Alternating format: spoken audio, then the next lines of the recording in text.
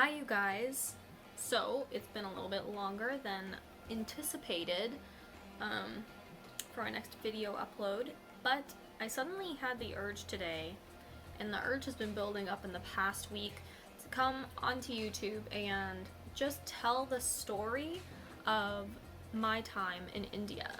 For those of you who don't know, in 2018, I believe, I was awarded a Fulbright scholarship to go to India as a ETA, an English teaching assistant. I wasn't an assistant really, I was an English teacher. However, that experience, which was 9 months long in India, my first time living abroad, was transformative and amazing and terrifying and a lot of things. And I feel like it's always something I've wanted to talk about, but just haven't felt I was able to express it correctly. So that's what I wanted to do today. Now, we're going to keep in mind that this video is not scripted, so I haven't scripted anything really that I want to talk about, but I think I just want to tell the story from the beginning, and this might have a few parts to it, just because it is, well, for me, it was pretty epic. So, you know what, I think we're just gonna jump right into it. Let's do this. So, my name is Christine Deanna, and I'm 25 years old. In 2018, I lived in India for 9 months. Now, this wasn't my first time to India. My first time in India was actually in 2017. At first, I had chosen to go to Delhi, and then upon a little more consideration, I changed to Dharamshala, and I'm so glad I did, because that 2017 trip to India, it was only like 2-3 weeks long. It changed my life. Oh my goodness. I'm gonna start inserting pictures because I know this will be very boring if you're just looking at me. But okay, so this first trip to India, to Dharamshala, changed everything. I was at a point in my life I was actually doing pretty well. I've struggled with anxiety and depression, insomnia, and at this point I was like doing really steady. I was doing great. And when I arrived there, it was like a dream. I just clicked with all of the people in my homestay. I really connected with the work I was doing at this daycare in the mountains. Everything was so beautiful. I went to the Golden Temple. I made a great friend at the India-Pakistan border, and I made so many lasting connections there with people, and I just found India to be a place that felt comfortable. Like, I was comfortable, and by the time that 2-week experience ended, I was not really ready to go home, and I swore to myself I would come back to India. If we fast forward, so I was done with college, or getting done with college, and I was looking for my next opportunity to go abroad. It was always my dream to live abroad.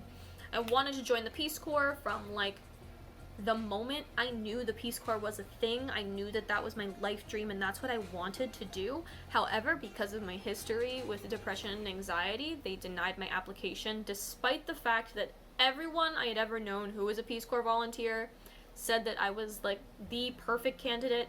I had been abroad, I had worked abroad, I studied anthropology, I had so much volunteer experience, but still, they turned me down, and it was life-shattering. Absolutely, probably the worst time in my life ever. It was a really dark time. But then I decided I just needed to keep trucking, keep moving forward, and find something else. So I was recommended to apply for the Fulbright program, and I applied on a whim. Now, most people apply to the Fulbright program and they take like several months to meticulously fill out the application and write their essays with such care, and I gave myself a very short window of time. Someone told me about Fulbright and I finished everything in a month, I want to say. It was crazy. Yeah, so I got shortlisted, or on the wait list, and I ended up getting in. At that time, I was actually already booked to go and live in Samoa and teach there as a volunteer, and I just went, whoop, never mind. I'm gonna do the Fulbright because I applied for Fulbright India. I thought this is my chance to go back to India. This is my dream. I'm gonna go. You can't turn this up. And I was in a relationship at the time, and I still decided this was my dream. I have to go. And so I did. I found out I was going to Kanchipuram, which is a temple town in South India. Now this is where my first little red flag went up. I was thinking, South India? I talked all about North India in my essay. Why did they put me in South India? I know nothing about it. I'm completely clueless. And they also sent me to, I was being sent to work at a Catholic school. I do have a Catholic background myself. However, studying anthropology, I had a focus on religion, was deeply fascinated by religion, but deeply fascinated with Eastern religion. I didn't really want to study something Abrahamic, but I knew that everything happens for a reason, and it was cool. I was good. I still was so set to go. I knew it was something I needed to do. Alright, so let's go and fast forward to the day I'm leaving for India. I'm already exhausted and leaving and getting on my flight, and when I tell you this was the worst flight of my life, and I was mentally and physically scarred from this experience, I'm not kidding you.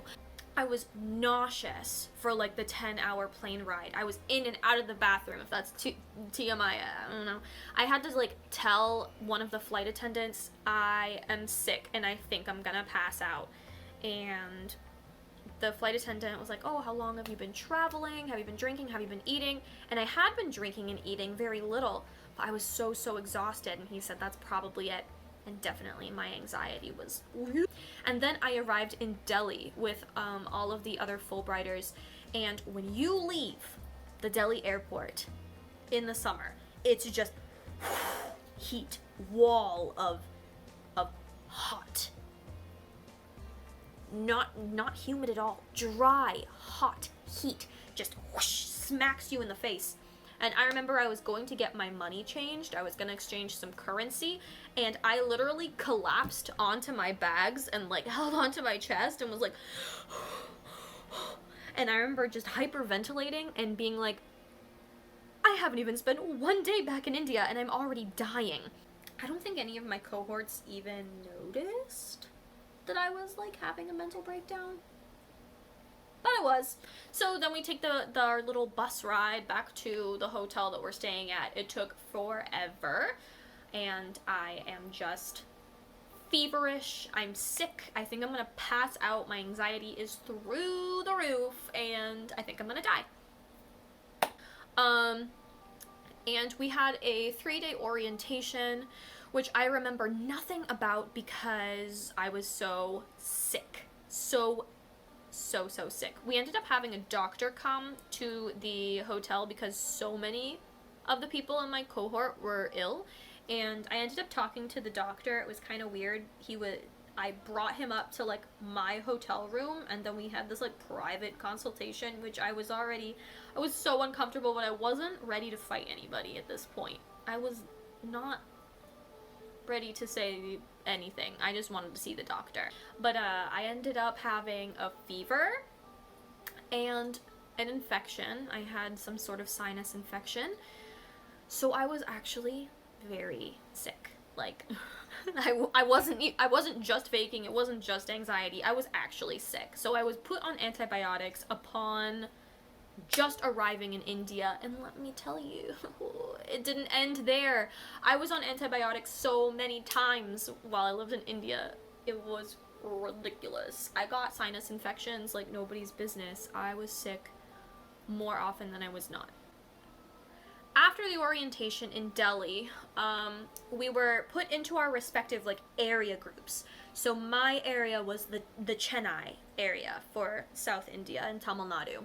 So that group, we sort of branched off. We met everybody who we were gonna live with. I had 2 housemates, Brian and Emily. Love them.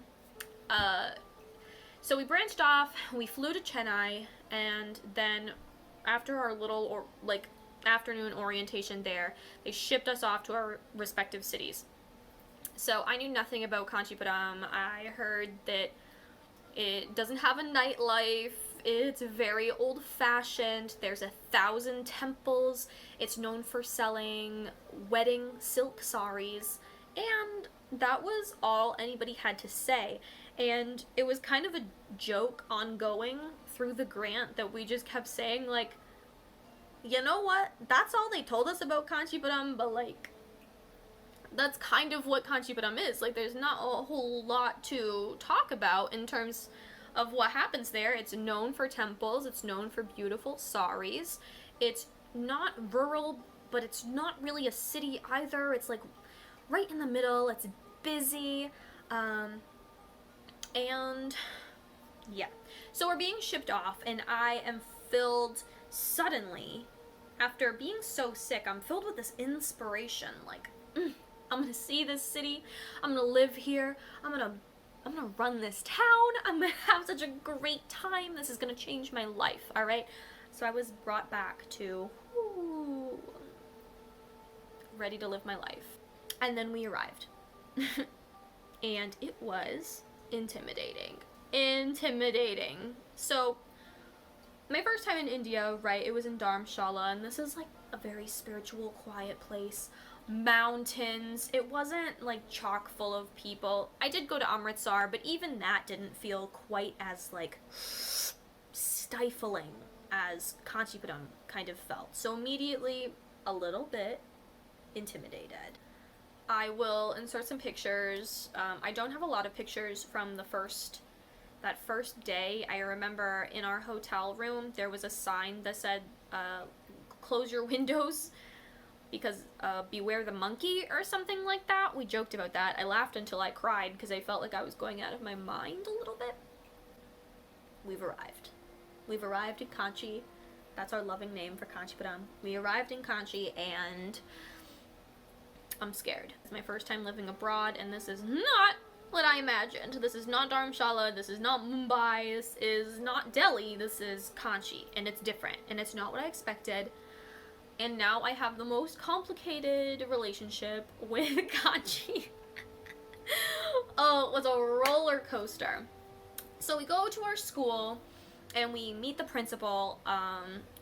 My principal was Sister Caroline, and she was a nun. Of course, it was a Catholic school. The kids are really nice. The school was very beautiful, and the courtyard was huge. I really enjoyed my school. I was excited to start working. And then we met our Tamil teacher, which is Mr. Kanan Subramanian, Tamil teacher extraordinaire. So Tamil is the local language spoken in Kanchipuram, and kind of mostly all through Tamil Nadu, Tamil is spoken. So we had a Tamil teacher, and we took like 3-hour Tamil lessons every day for I think a week. It was really intense. I don't remember any Tamil really, so sorry, Mr. Mani, if you're watching this, I'm sorry.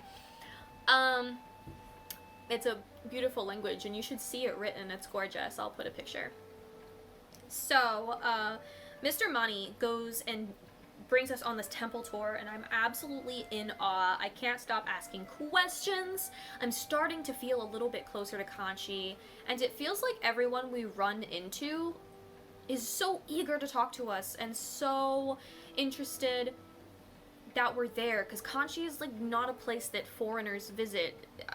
There's a lot of Indian tourists, but not a lot of foreign tourists at all.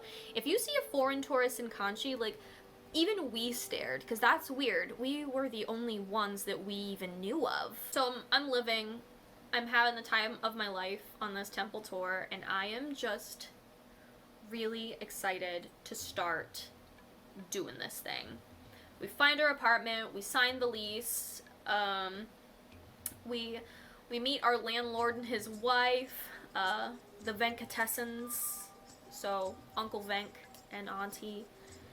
We lived right above them for the 9 months. It was like a 3-story house, and we rented the second and third story. And Auntie and Uncle took very good care of us.